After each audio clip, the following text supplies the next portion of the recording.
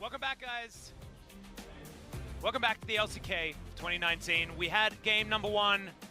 It was a game. It was a game, Papa Smithy, but it wasn't necessarily the highest skill level matchup that we've had so far as how the mechanics were played out and how the team compositions were executed on both sides. You know, SANDBOX did come away with a victory, but it didn't feel like a very strong victory, especially after what happened in the early game. If you missed game one, just trust us and join us for game number two. Hopefully it's going to be more of a showcase of top skill, but overall, SANDBOX were the better team. I like that Summit picked up the MVP here. He's a player who sat behind Keen and understandably didn't get much game time on the side of the FLICKR Freaks. Now he jumps over to SANDBOX Gaming. It was a very late addition. It was in mid-December that he finally joined the lineup. And he didn't play in Kesper Cup, but is looking like he could be a real mainstay of, I guess, mid-top. Suddenly he's a flex player in terms of lane assignments because he already played the mid lane Darius. Had a really good game there, so I'm hoping we see more of him in game number two. And we will be seeing a swap on the side of Kingzone DragonX that we will confirm in a couple of seconds. Yes, and look, to be perfectly honest, guys, if it's a swap on the side of Kingzone DragonX, you know exactly who it is because they literally only have one sub. So there's no surprises there. It will be revealed soon, though, and it is very interesting to see this swap being made. MVP, Rascal. The MVP was Summit. I don't know why we showed Rascal. Rascal was on the losing side. That was a little bit of a mistake there. But, there are no mistakes. There's happy accidents. Happy accident, indeed. That was a happy accident. I can pull that off better now. I actually have a beard. So. But Rascal would have got it if Kingzone had a one. There we are. That's potentially what we would have been talking about, but it wasn't the case because Kingzone were unable to stop the Baron from going down, even though it went to 25 health with an Akali in the pit inside a Shroud. Just wasn't quite enough to get this one done. Hopefully game two will give us a little bit more to talk about, Papa Smithy, because game number one was a cacophony on both sides, one could say. Yes, there were some mistakes. I spoke some French. Things happened. You did. But we're ready to speak English and to speak clinical, high-level League of Legends. Yes. What we want to see in game number two. And that's what everyone at home wants as well, clinical commentary. And I think a lot of people at home want to see Kingzone DragonX pull up their socks, you know, Absolutely. pull up their level right now. Deft, one of the best 80 carries of all time, is with his team marooned on a 0-3 stat line and with no real single line ways to return to winning form. It feels like there are many problems on the side of Kingzone that can't be solved by a single substitution. They will be bringing Neon into the mid lane in replace of Pawn, a player whose infamy, I think, right now does define his reputation. Of course, he was on the Origin lineup that extended what was the longest individual losing streak of any pro player. It was towards the tail end of his single EU-LCS split. And Origin actually picked up his first game win. So now Neon wants to find a better reputation. He was actually in the Challengers Korea over the course of summer season on ES Sharks, coming back from Besiktas that he played on over in the TCL in spring. The scouting report from people who watched the Challengers Korea a little bit closer than I had time to was that he was middle to bottom of the pack, so he wasn't necessarily leaping off the page as an upgrade when it came to the mid lane champion pool. So he's being given some stage time. He's being given another chance at the highest level. So welcome back, Neon. What you got? Yep, what's he going to be able to do up against Dove or Summit, depending on who is going to be taking up that mid lane. SANDBOX, of course, the team notorious for flexing it. Did so in game number one, but also did in their first series as well. So Neon, does he have big shoes to fill, though, Papa? Because history says yes, but recency says no when it comes to Pawn and what he's been able to show us. So is this an upgrade? Is it not? Let's find out as we get into pick and ban for game number two. SANDBOX Gaming jumping onto the blue side. Their big surprise, and there's been one in every draft they've done so far, was the Draven. Very annoying to know that the enemy has a Draven player, and actually Kingzone have been one of the teams that have been, I guess KT last year, but Kingzone now. Deft teams are the most likely to ban Draven because Draven is a champion that impacts Deft more than most other champions can. Right? The agency and priority that Draven provides in lane trades is a sort of annoyance that a high skill AD carry like Deft doesn't want to deal with. I don't know if you first round ban Draven, but it's definitely going to be a question that's going to be pondered by the coaching staff of Kingzone. Well, Urgot going to be taken off the board. That Draven still going to be available, but Aatrox is also still up. So Kingzone probably considering banning that one out. SANDBOX probably leap at it for that first pick. Flexed so many different ways and is going to be banned away. So now, what is going to be the priority for that first pick? A lot of people would say Galio, and Galio already quickly going to be hovered here by Summit. It's locked in. There's no counters to Galio, and apparently it's a support. Who knew? That's true. So this is definitely a game where we could see it because Joker played it in the support role. Again, I'm not a big fan of it, but I think situationally the flex can make a lot of sense. Against Illusion, for example, it can be strong because of his medium range. And do notice, Illusion is available and likely to be locked in again for one of the members of Kingzone DragonX. They could just lock in a bottom lane here as well, take away that Thresh as well. Or he could just hunt Galio, because mid lane Lucian against Galio, we've seen in the LCK, can be a pretty hard counter. Can you chase him top lane? I would say yes, given that Lucian top is both a meme for Huni and a very potential strong laner. So I want this to be a flex Lucian. I would be disappointed if they just disregard any further thoughts and put it in the bot lane. Well, now we've got the Galio Camille combo, which certainly can still be used from a bottom lane Galio there as well, as now Dove, what is he going to pick up? Are they going to reveal their hand here as the Jace to be locked in? Be a difficult matchup for the Sion. Can he get a little bit bullied, but we've seen both sides of that particular matchup as Neon, is he going to do a nuke duck for us? This is so risky against SANDBOX. They've played support Galio. So this Vayne may not be hunting who she thinks she's hunting. I understand the theory. It looked very strong in LEC. Has been played there a couple of times. It's too risky a lock-in. That's why you do see them pivot away. We're going to see a Zoe, and this is not Pawn Zoe. This will be Neon Zoe. Most likely. Still a chance it's in the bot lane. Perks played it in the LEC for G2 Esports already. So right now, Kingzone and SANDBOX, on paper you think you know stuff, but if we know anything about LCK Summer or LCK Spring 2019, we know very little about the champions till 20 seconds into those lock-ins. Yeah, so Sion is probably going into a solo lane. We know that much, but otherwise everything's still looking very up in the air. SANDBOX, in theory, we know where all of these champions are going, but not when it's in the hands of these guys, because Joker can be picking that one up in the support position. They're banning away the Braum. Could this mean they're also hunting for an Ornn? It's a very, very curious ban, Atlas, because you like Braum against Zoe, right? You like Braum against the Lucian culling as well. So it does seem conspicuously Ornn related on the side of SANDBOX Gaming. Wonder if it's a mind game or a next level. Alice are going to be the second ban here. And the Darius banned away from Kingzone, not wanting to get summited yet again in the mid lane if they do decide to put the Sion there for some reason. Certainly a lot of options, but Neon's probably going to be playing that Zoe over there. Be a takeaway on the Kha'Zix. This is actually Kuz' probably most famous pick out of the jungle. Played a lot of it for Longzhu Gaming when Kuz was a Royal Rotor. Feels like a while ago. That was 3 splits ago. Yes. Longzhu Gaming pulled off the fairy tale win over SK Telecom T1 in the grand final of LCK Summer 2017. SANDBOX have hard engage and a strong laner, but they aren't really bound to any particular comp. You could go Vladimir Dive here. You could also return to the Draven if you're feeling confident. Seeing what the bot lane choice will be. Time to think about that AD carry. We do know it will be solo lane on the Galio. That's finally revealed, as Joker will once again return to his Thresh. What is SANDBOX going to do here? Is it Draven Thresh again? If your read is, if Tucson and Def don't pop off, then maybe we win elsewhere.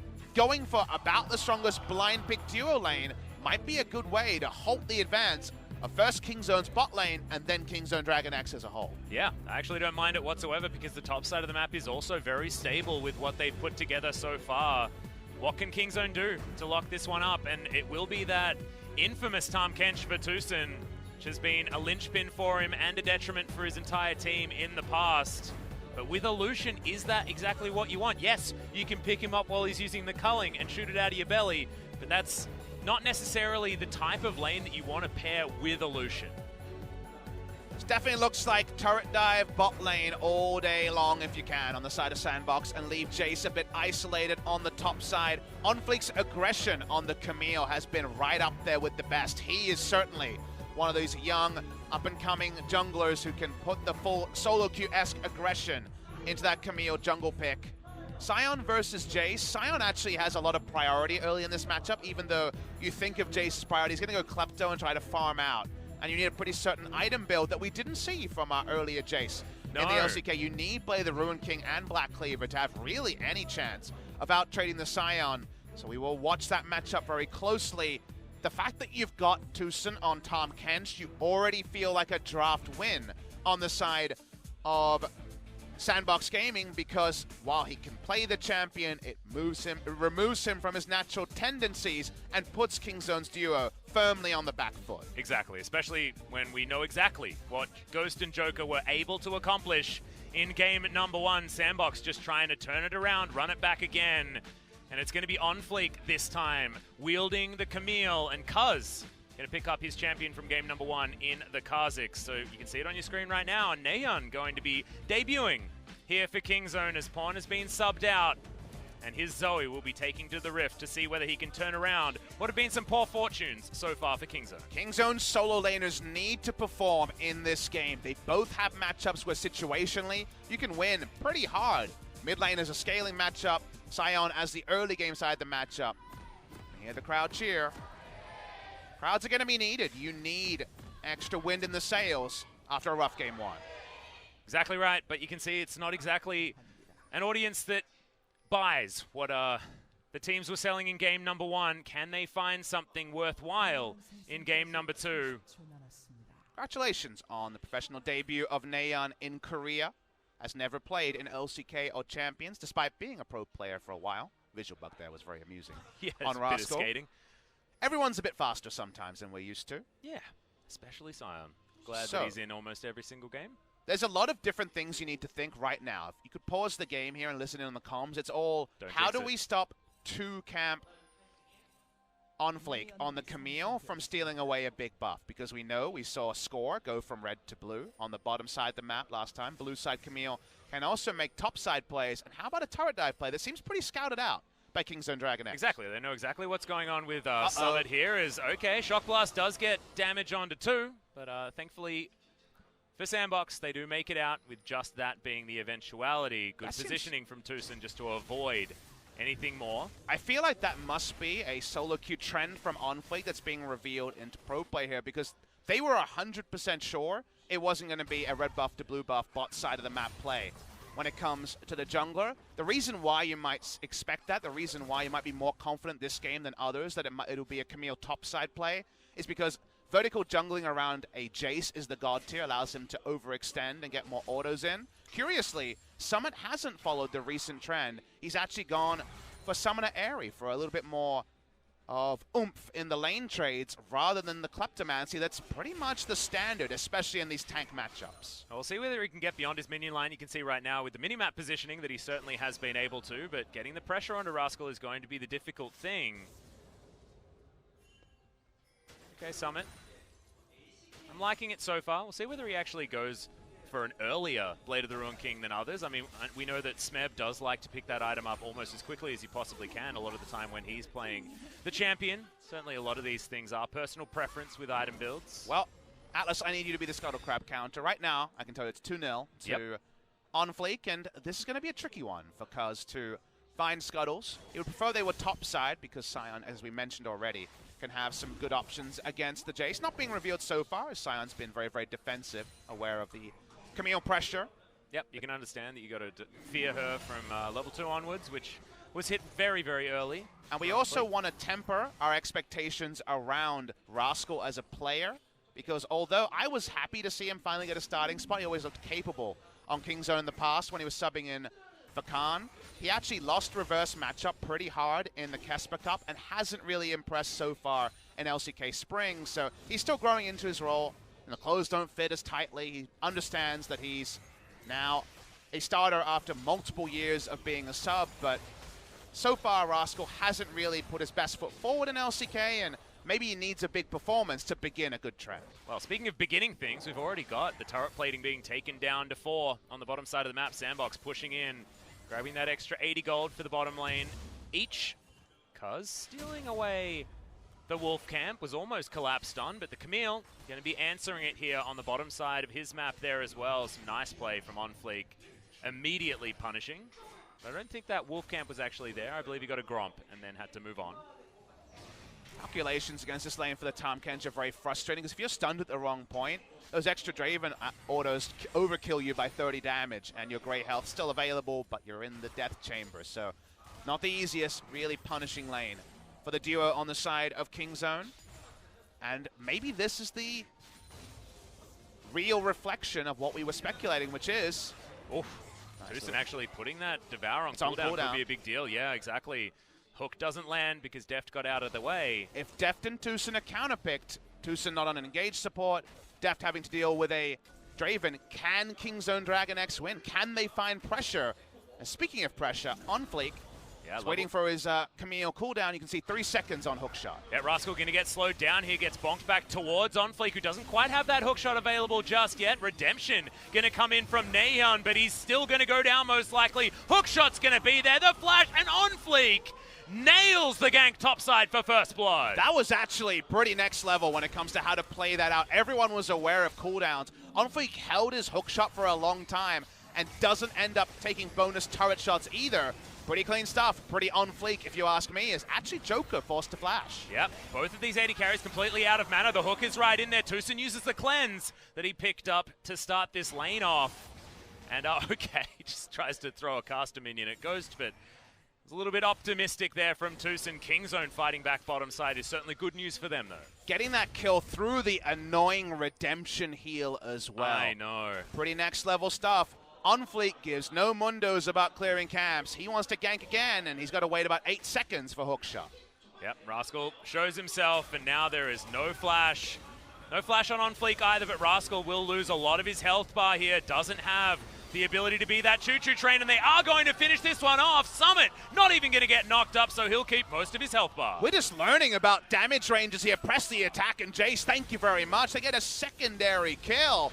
This is just the ultimate dunking on a man short of confidence in Rascal. Yeah, absolutely. It's certainly not what you want. And what is it with players from Kingzone getting smashed in the early game? Khan also struggling with it a little bit in their first series. But your heart goes out to Rascal this time. We know his confidence is low. Look at how he plays this. He had already started kiting back.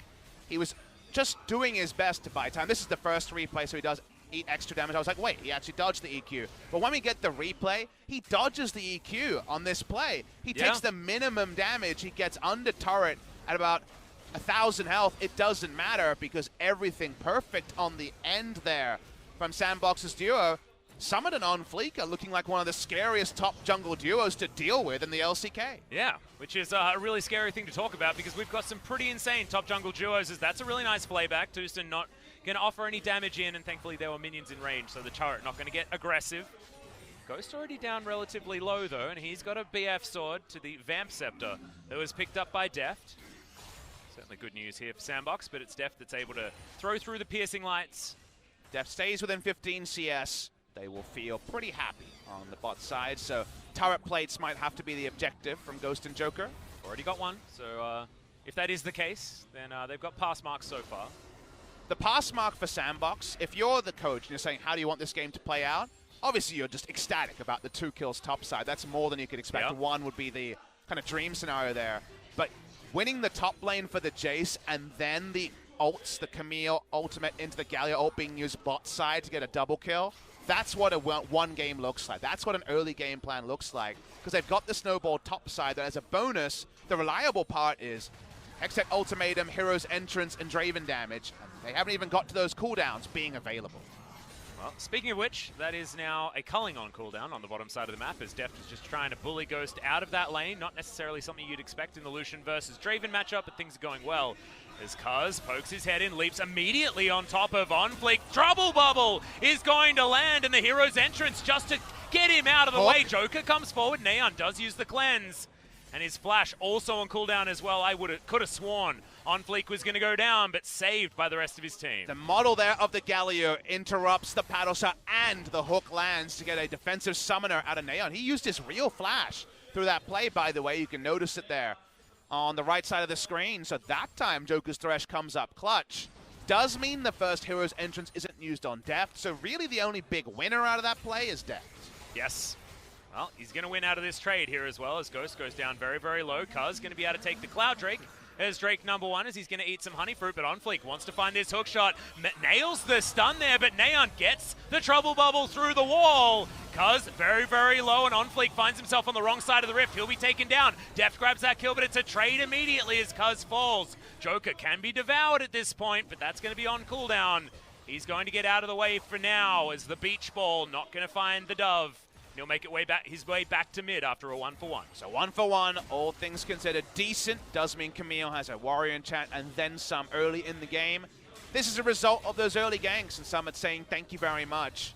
Waiting for the first combo of ults, but still SANDBOX noses ahead, and still their early game plan of punishing in the scenarios where they're strong is a lot more zero-sum, and so far a lot more successful than Kingzone, who escaped with a red buff on Def, but not much else. Watching the replay here, able to maximize damage and I believe immune the trouble bubble there. It didn't look like there was any sleep effect onto the Camille because of the timing of the Hextech ultimatum on the back end of this trade. Def picking up the kill means he'll have more gold than expected, so the Blade the Ruin King might find him some good news bot side, but otherwise things come up SANDBOX Gaming. Yeah, they're going to shove this wave forward, and I believe Deft will then show us how much gold he's managed to pick up for himself. He hasn't been back to base for quite some time. Going to finally have a CS lead in this lane as well, to the tune of about 5, but now that Ghost has picked up a Vamp Scepter, he's going to be a little bit more happy as Def just gives him a parting gift in the culling. Joker just putting down a fake W there. Faux lantern, yep. Faux lantern in order to indicate that Ghost was getting to lane faster and perhaps deny a turret plate. He was successful in denying the turret plate, so nice little gamesmanship there. Again, we're focused on the hooks he's missed, but the gamesmanship on the Thresh has been very good. He's trying to play around what could be there as much as possible. And look, it's a 3-0 record so far in the LCK, so you can't doubt him just yet. And yes, OnFleek looking to make it another Rift Herald this series. Managed to get the last one, and we'll be starting this one up at least, Cuz I don't believe has any idea, because look at this topside vision that has been put together by SANDBOX, and that's been given to them with how far ahead Summit managed to get against Rascal with those couple of ganks. 22 CS as well, and the Black Cleaver is already there. Will he have the right item build? Yet to find out. The next item should be something like a Blade of the Ruin King if he wants to just go 1v1 against Rascal all game. And if Kings don't want to level up, I think they want a lot more out of Cuz, a player who was always a solo queue star and streamer before he became a pro gamer. He was a Royal Roader, but on a Kingzone lineup where he wouldn't have had to do much talking, right? He had some of the big veteran, loud voices on his team. Primary engage has been something he's struggled on, but Kha'Zix's been something where he's been very strong. However, if you don't have a strong engaging mindset and you play Kha'Zix, you're kind of waiting for your lane to say, yeah, there's a kill here, or yeah, there's an opportunity here. I don't know if he's getting that from Kingzone, because so far, if you think of Cuz, Kesper Cup, and in the LCK, it's been farming, and the game just falling apart because the other jungler's been proactive. Meanwhile, OnFleek is about as proactive as can be as a jungler, especially as a newer jungler in the LCK, and does feel a bit like Cuz is behind the play more often than not. Yeah, and I feel like a lot of it comes down to almost autonomy for Cuz. I feel like he does wait for his laners to tell him what to do, whereas OnFleek is just making plays. He's putting himself in the position to take people down and telling his laners what to do, which feels like an obvious benefit here to SANDBOX so far. And if you're in a losing team, it's something that in any sport you can fall into, right? I didn't do anything wrong, but if you didn't do anything, that's kind of the same as doing something wrong, Atlas. I think people miss out on that more often than not. On a good team, he certainly was a reliable hand. I don't want to minimize how good Cuz was in the Longzhu Gaming Summer 2017 season, but when he's been under fire, when the game's there to be won, it never feels like Cuz is the one who's actually winning the game for his team. Well, Ghost was also not winning that trade towards the bottom side of the map. Cuz still has opportunities to make his name look a little bit better here for Kingzone as this game progresses, but we're heading towards 14 minutes. The turret plates will be coming down already. 2-1 on the bottom side of the map. Top side, one has been taken here in favor of Summit, so far it is 3-1. Some extra gold going over to SANDBOX, which does equalize out to about a 1.7K gold lead.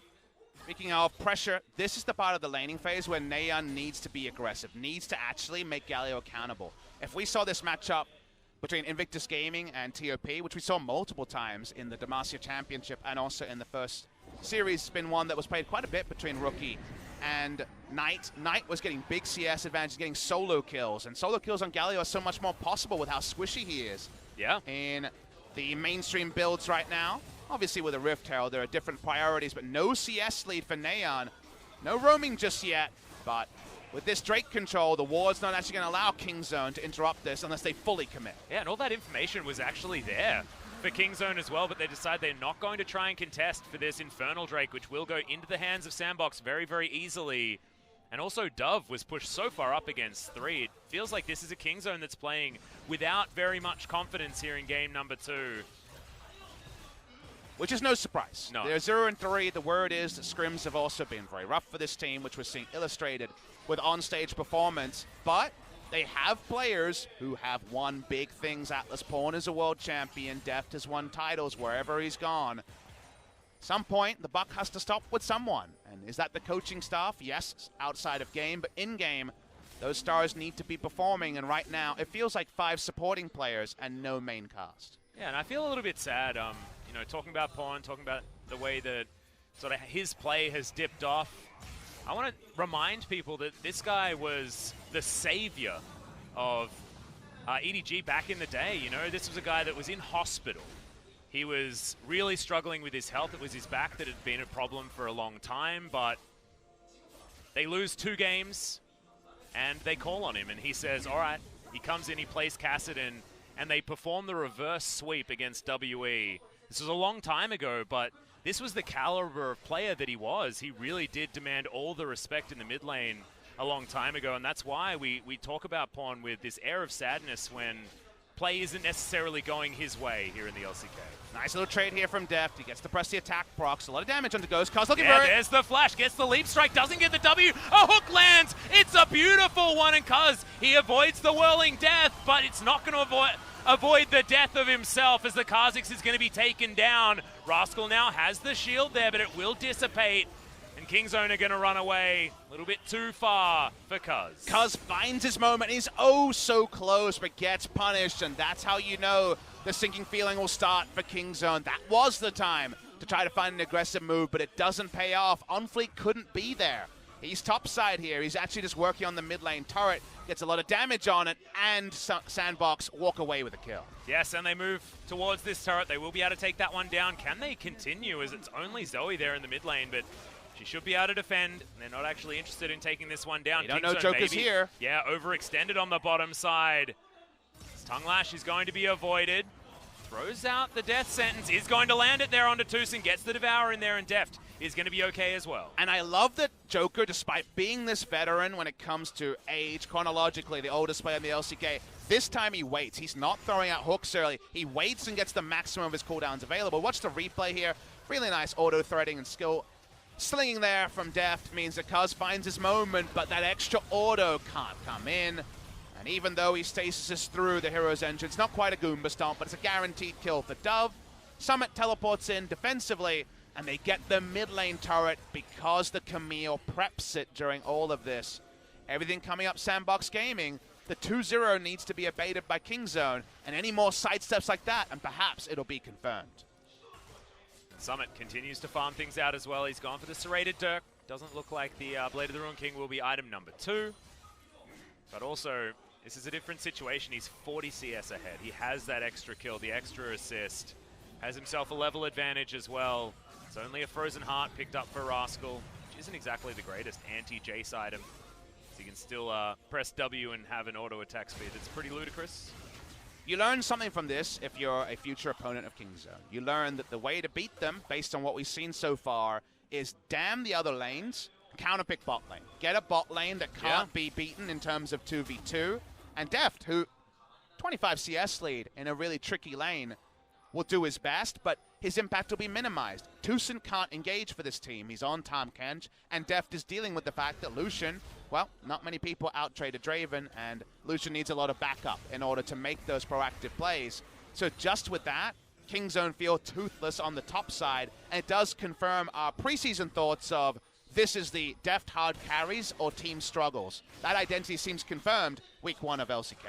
And also, you know, Deft and Tucson hard carry as well, because we looked at this lane and we thought on paper, man, these two look brilliant. Deft was certainly making a name for himself towards the end of last season. I was talking about Deft with a lot of admiration because he had really stepped up his play None of those face checks that we were talking about was looking brilliant as they move towards Worlds. Oh, re-engage here, this is Joker, nice. Yeah, the Ignite is going to be down as the box is going to be avoided for the moment as Ghost has to block it, but the shield from the Bloodthirst are going to be enough, and Joker gets away. If Cuz is there, they get a guaranteed kill and potentially two, because Cuz is behind the play. Nice little duo move there from Deft and Tucson, but no further damage to finish off the kill. Gonna be pretty tricky to have lost your support and also take the Drake here, but see, not strong enough to start the Drake.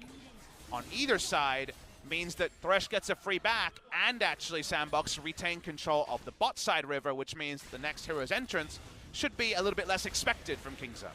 Well, Rascal just trying to deal with this minion wave. Will do so relatively easily as he is the Scion. That cannon minion will go down, and as we tick over to 20 minutes, we've got an engaged. Neon gets flashed on by OnFleek, does have himself the stopwatch available though, and Joker saves his life. Whirling Death picks up so much damage, and OnFleek gets another hookshot, gets in on top of Death. The red buff gonna tick down, but not enough to take out the Lucian. Now Tucson eats himself the grey health to keep him alive as OnFleek is engaging absolutely everywhere. Eventually gets taken down by a stray paddle star, I believe maybe even a trouble bubble as Neon gets one on the back end. And Ghost, he backs away, he takes out a Mountain Drake, and it feels like SANDBOX, their jungler is 5 people at once. And he's the one that's separating the two teams because they trade up in terms of kills while Ghost just pops down and says, well, screw this, I'm taking a Drake. They'll slowly pick up the Mountain Drake on the back end, and once again, when it's the clutch, SANDBOX trading up. Just stunning play from OnFleek. It felt like he was getting himself out, but then instantly back in again with another hookshot. Despite the fact that he was on low health, Summit will take down this outer turret in the mid lane. 4,000 gold. It's ticking up slowly but surely as we see this one yet again. Watch the replay here. Summit knows his assignment as he's separate to this play, but in the play, really nice close there, and the flash taunt, perfect timing from Dove, gets the maximum value. They can't kill the Zoe though, because there's no way to actually channel that taunt for long enough in the belly of the Tahm Kench. The play could have been over here, but Summit had mainlined the fight, and you know, OnFleek probably appreciates that he'll die in this play, but they trade up in a big way. It's a 2-for-1, and the Drake eventually to the side of SANDBOX Gaming. The amount of damage that he would have actually done as the jungler in that last fight is pretty extraordinary, though, just with the uptime that he had on so many of his abilities despite his low health bar. So I was very impressed with how OnFleek played that one. Going towards the Trinity Force build, has that Stinger as well as the Ruby Crystal on the way. As our Ghost takes down the last remaining outer turret. Dominoes starting to fall. KingZone have no turrets in this game, Atlas, just a Cloud Drake and 2 kills. And what did you talk about earlier on in the day as well? It hits about 22 minutes and you have a feeling who's going to be winning the game. KingZone really going to have to buck that trend if they want to get anywhere near a victory in this one. Not impossible. Jace versus Scion, the biggest difference between the two comps means that when it comes to frontline, there's not a lot, but sometimes OnFleek can be a one-man frontline, and Neon is pretty exposed. Yeah, Dove going to be the goalkeeper here. Does get all of his damage down. Tucson has to use that Devour, means Def now has to be a little bit more careful. We've got this fight erupting on multiple fronts as now Ghost with the full shield is going to be there, and Cuz, the Whirling Death going to be blocked by Rascal, so it comes back a little bit prematurely, and KingZone will limp away from this one. Neon is so extraordinarily low, but can be very, very tricky to pin down in these team fights. Hero's entrance not going to get anyone knocked up as KingZone. They're just getting lower and lower. Finally, the accelerated shock blast gets it, and Summit jumps his way forward with his hammer out. So much damage from SANDBOX as they just clean up the low health members of KingZone. This will be the ace and a triple kill coming in for Summit. It's close to a clean ace and Baron as well for the side of SANDBOX. 5-for-1, and they turn onto the Baron. The firing squad was there. The firing squad was SANDBOX, and KingZone had nowhere to run. They were literally backs against the wall, and KingZone just had to stand there and watch as they fell down. The Jace poke, oh so important as well in that fight. You're going to have a look at this one again, and the positioning just didn't work. And because he was popped over, Neon knew he had to eat some damage, but Dove actually gets the full rotation, almost 100-0, onto the Zoe there to start the fight, and then the moment you're cutting to the left, you know you're done here. There's 2 high health bars and mana bars on the side of SANDBOX. Ghost doesn't play it ideally and has to reset his positioning, but there's no more beef here for Kingzone. They allow Rascal's health bar to be used, the Devour to be used on the Scion, thank you very much. And you just walk up and know that it's either a clean ace or close to, and close to is good enough for the side of SANDBOX Gaming. Yeah, we heard in the pregame that Dove is a little bit underrated. A lot of the players talking about that, and honestly, he did the full round of spells on the Zoe and then did exactly the same thing to Cuz and almost 100-0'd him as well. So that started off as basically a 3 versus 5. And that's the thing, Atlas, is that people say that Galio is easy. It's actually been said on our Trash Talk here when it comes to Galio execution, and a question by our interviewer on how to play Galio better to Showmaker. He still managed to make Galio look impressive. He threaded the needle, and actually his skill order was relevant, not just leading with taunt. So really nice stuff coming through from Dove, and now all the good news can be piled up and all the early game sins from both sides can be tabulated. Seems like Kingzone DragonX needs to spend more in the confessional booth, because right now we're knocking on the inhibitors going down on the side of Kingzone. It felt like it was a 4,000 gold lead for a long time. Now as we look up to the scoreboard, it's approaching that 10K mark. Another redemption comes in. I believe it might have been Joker's one. Not quite sure I remember, but we've just got Baron buffed minions smacking their heads against these turrets. SANDBOX Gaming, so many different options. Not very many wrong decisions to make here as, Kingzone going for one last-ditch effort, and Ghost still hasn't fallen down yet. Hero's entrance just to zone everyone away as Cuz gets hit by the Whirling Death, but does survive for the moment. First kill will be over to OnFleek as Kingzone start this one up. It's a really good knock-up onto Dove, who wants to get himself the taunt. Justice Punch comes in, finds a double instantly onto Deft and Neon. How did that even happen? I thought he was caught, but who caught who is now Joker. Wants to get the play onto Rascal, who doesn't have many options. He picks up one kill. Now will find himself the Blast Cone, but is taken down by Ghost. Summit will be here as well, as Ghost not going to get taken down by this zombie. Most likely as Summit almost allows that one to happen, but slows down the zombie Scion. In every single way, that was the epitome of you spoke too fast, a team fight. A lot happening on both sides. I was focused on the bot side, only noticing towards the tail end of the fight that OnFleek was fighting against 3 members and zoning them for a good 15 seconds as a Camille. This is not a Camille with a Guardian Angel. This is damaged Camille, but the zoning job there was so important because Ghost was out of this fight in terms of damage. Let's try to fully unpack what happened over the course of a long fight. This is a great all-in timing from Kingzone DragonX. If they're not 10,000 gold behind, maybe this is super successful because Ghost probably dies the first round of damage. But watch the top side as OnFleek wastes the time of Tucson, Deft, and Neon. That's all the damage.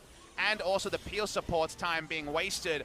Then you're going to be drawn to this as Dove says, you know what? I'm going to go in against the 2-man taunt into killing both carries. Can you do any more as a damn Galio? It's just disgusting amounts of damage. OnFleek looks for it again. The double kill.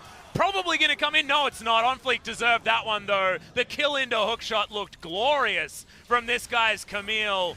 These new players come in and they make Camille look like a completely different champion here in the LCK. I think that might just be GG. Look at the death timers here. We're pushing up. Death's out of position, and SANDBOX want to end the game. Yep. Neon, not a lot he can do either. The culling is going to come forward, but the turrets are falling down. OnFleek will die, but it will be a trade for the Scion there as well. Scion dying is not so bad because you can kill the minion wave. Next minion wave is a while away. Can they finish on this push? Not entirely sure. The Baron buff has, of course, worn off.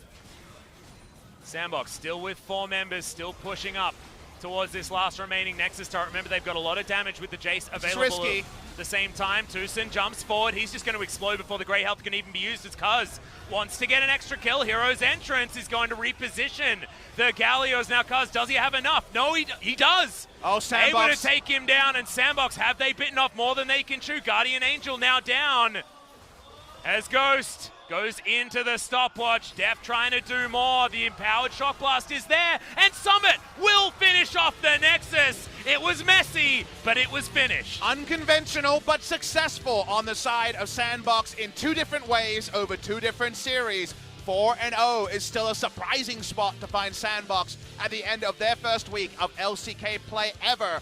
And 0-4 is the new norm for Kingzone DragonX. They have a lot to work on coming into week 2 of LCK Spring. And it's just not the result that you'd expect coming into the LCK, but one we're getting used to now.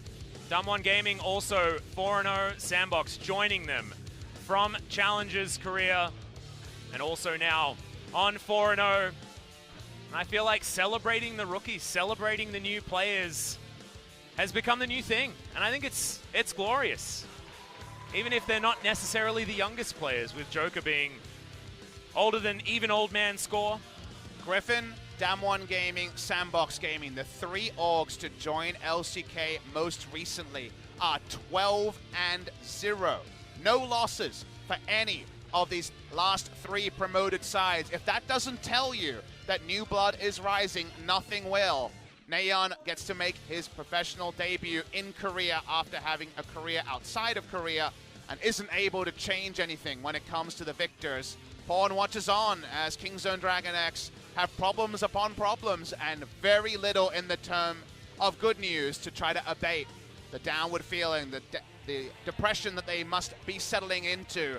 Kingzone a lot to work on. SANDBOX Gaming, you know, not looking like a contender at the top, but still looking like a team that could be contending for playoffs. And that already is a big jolt to the system because I had them bottom 3. I had them bottom 3 as well, but now we're thinking about switching them with a team like Kingzone, with a team like KT Rolster that didn't necessarily perform either this week. But remember, only week 1, we still have 1 match to go. But then week 2, we've got so many more weeks of the first round robin yet to see. What will we uncover? I'm just excited to find out, Papa Smithy. I feel like now predictions out the window. A lot of things have changed. The only 2 things I think that were almost confirmed was SKT and Griffin looking ridiculously strong. We feel like we know the power levels of 8 teams, but kind of fittingly, FLICKR and Hanwha Life, who play in the final series of the day, are the 2 that I'm not sure of. Yeah. I think FLICKR are better than they showed in their 2-0 loss, but I don't know. And Hanwha Life were a big surprise taking down KT. But what does that mean after KT struggles? What I can say about this game is that on FLICKR, definitely going to be contesting for best Camille in the league. It was so dirty, those 2 deaths to Rascal. I would have been tilted to high heaven after those 2 deaths if I was the top lane Scion player. And sadly for Kingzone, some good moments from Deft, but not enough. And is that going to be Kingzone's MO this season? Deft has some good moments, but it's not enough because I'm loving the Draven Thresh, and any way you can get a 2v2 advantage over Deft and Tucson, it slows them down, and it seems to counter Kingzone DragonX. And this answer to the dive on top of Ghost, I felt Ghost played this entire game running away from Kingzone and the rest of his team killing everyone. I mean, Dove was so incredibly fed towards the end on FLICKR, playing like a complete god. He does get a couple of ultimates through for some extra damage, but as you can see, it's all about the Camille dodging away, zoning out most of Kingzone's damage, and then the backup coming in, the orbital nuke that is the Galio. I think on FLICKR or Dove pick up the MVP, but my shout out goes to specifically the support here. I think Joker had a really good game on Thresh after a bit of a stinker in game number 1, win or not. He was really on point here and was much more judicious about his cooldowns. Didn't look desperate, looked calculated, and that's what you want to be as Thresh is. You know, sometimes you can just get on the on-FLICKR bus and just ride it all the way to a 2-0 victory. Yep, and they certainly did so. Dove helping out a lot. As you can see, once again, it's Joker doing his best to run away. Body blocking for Ghost there as well. But now, Summit gets the Shock Blast, and that's all she wrote. Not since Flawless have we had a player try to make a comment about their play in their name. And for Flawless, well, he turned into Buffless, his new name.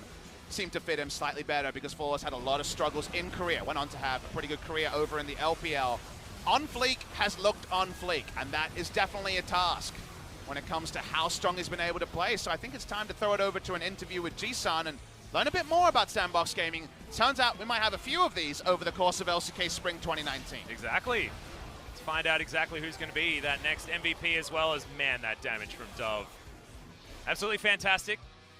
Want to know who will be joining Summit on that one. 23,000 damage, but it's a Jace, so he's going to be throwing the Shock Blasts all the way forward. In Kingzone, a sad story, but the uprising of the Challenger squads is so cool to see. SANDBOX joining Damwon at 4-0. Wasn't expecting it, but I'm excited to have a chat to SANDBOX and see how they feel after their second 2-0 to start this one off. No one can expect it, Atlas. 8-0 for promoted teams has never happened. Double flawless starts for the promoted teams. And yes, there's more expectation around Damwon, but credit to SANDBOX. If you're looking on paper, it's the same stat line, which is so cool to see, and it shows There's a lot of work to be done on both ends. Solidifying on a 4-0 is pretty hard, but coming back from a 0-4, maybe even harder on the side of Kingzone.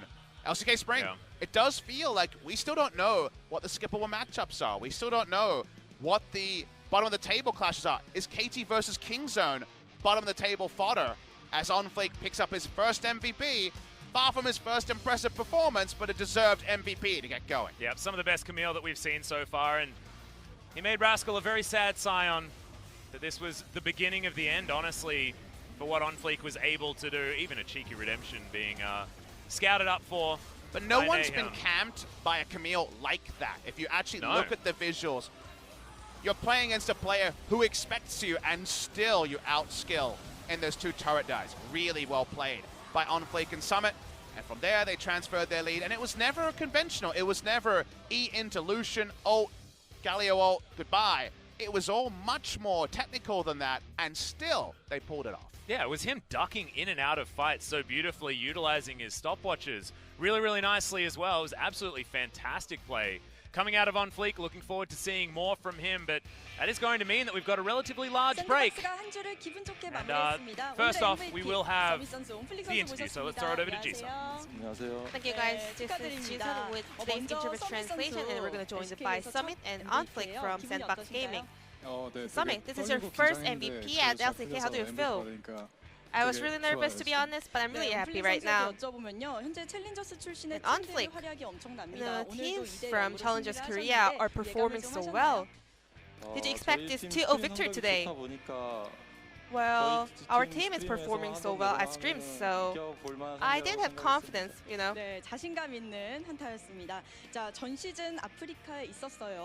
Previously, you were in FLICKR, but now you're in SANDBOX and you're performing at LCK. Were you nervous before going into games? Yes, I was really nervous, and my hands were shaking. I can realize I'm truly at stage right now. Moving on to game. Urgot only got 2 losses at LCK. I can say it's a top-tier champion. How do you rate it as a top-tier champion right now?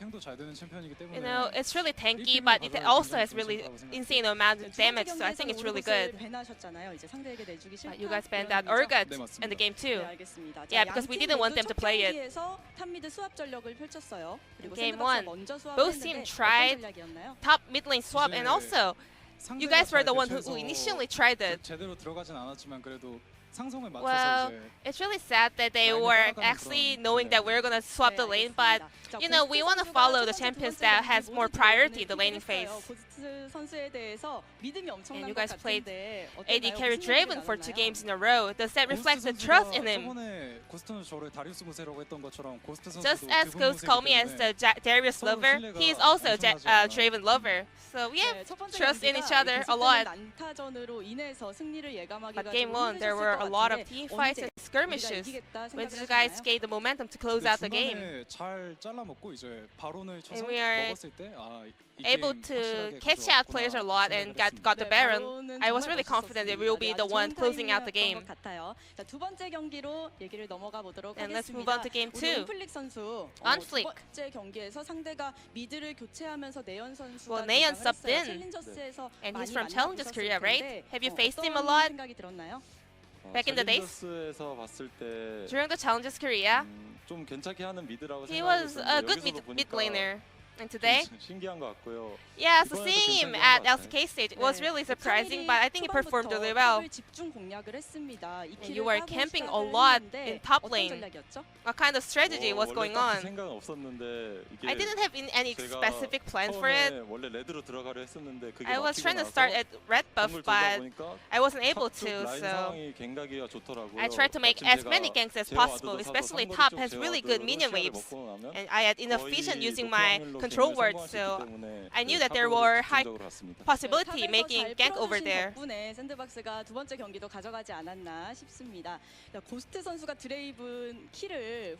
Ghost got his first kill in the very late stage of game. Was he happy at that moment? He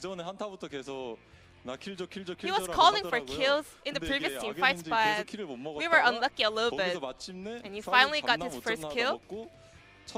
And he got more than 1,000 golds 정말 좋아하더라고요. He was super happy. 1115골드 게시판도 제가 봤는데 정말 팬분들도 좋아하시더라고요. And all the fans are also happy for him for getting that 1,115 gold.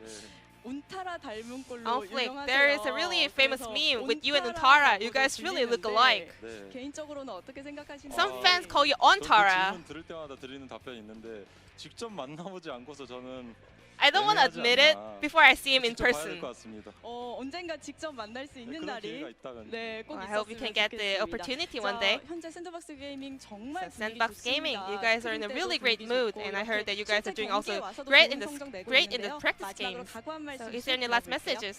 서밋 선수부터. 네, 지금까지 잘하고 있는데 I 다음이 think 아마 we're doing really well, SKT전일 but 거예요. our upcoming 어려운 opponent will be SK 상대인데 Telecom. 그래도 It will be a 그만큼 challenge for us, 준비 so we're 잘해서 gonna 열심히 practice and 해보도록 prepare 하겠습니다. hard. 저도 SKT 어려운 상대지만 I want to say 충분히 SKT 해볼만 will 하지 be a 않나 tough 생각은 하고 opponent, 있어요. but 다음 경기 I think 열심히 it will worth the 준비하겠습니다. game, so I'm gonna 네, prepare 알겠습니다. hard. 패기 넘치는 샌드박스 게이밍의 SANDBOX 소감 with a lot of 들어봤습니다. young bloods, 저희는 and 다음 this will be 경기로 the end of the 돌아올게요. interview with Summit and OnFlip from SANDBOX Gaming. G-Sun. And hi guys. Hi guys. Thanks G-Sun for the interview. Absolutely fantastic to hear from those guys, and I hadn't actually thought about that. OnFleek does look a lot like Untara. Ontara is a pretty fun name. Remember, Orntara was Orn's nickname when he. Yep. Untara's nickname. Untara's nickname when he came in for the Worlds qualifiers. Yep. We finally saw him at the end of summer. And he Shout out had to some other Untara, nicknames as well, but we out won't there talk about those. streaming, having a good time. And yeah, the next matchup's against SKT. And again, you're struck by the fact that SANDBOX Gaming are 4-0. SKT do feel like the one team up there with Damwon, Griffin, and SANDBOX to, you know, find those young ruffians and show them something. Yeah. Do they have to be the one? Are they the only ones? Is it a possibility that it's New Blood and SKT to the nth degree? Could SANDBOX actually be taking wins from the likes of FLICKR and Hanwha Life and those other teams that are around the top? SANDBOX are the most likely to fall down, but what if they don't? And if SKT win, does it have to be an overwhelming victory? Or if SANDBOX win a single game, does that show us that still SANDBOX Gaming could be a threat for top 5? And also, do we have just 2-0 versus the 0-2 by the end of the week? Because this series could certainly show us that. The one that we do have coming up will be a long time before we get there. But Hanwha Life, if they manage to take down a FLICKR Freaks here, then we've got 2-0s versus the 0-2s. And the 0-2s, if you were a betting man, you probably would not have put them on the bottom end. Only exception was Hanwha Life 2-1 over KT. That's but true. Guys, it's going to be about an hour till we come back. Afrika Hanwha Life, final game of LCK Spring 2019. I need to know more about these two teams. I hope you guys do too, and join us in an hour. Yeah, very excited to see what is going to happen. So thank you so much for watching our first series. It'll be about an hour, so go do whatever you want. Find some different, I don't know, tasks. What can you do for an hour? What's the best option? Go and find out, guys. We'll see you in about that amount of time. Ready to take it on. You told me to be myself and never feel alone. You're all that I want, you're all that I need. If I was ever in the dark, I'd see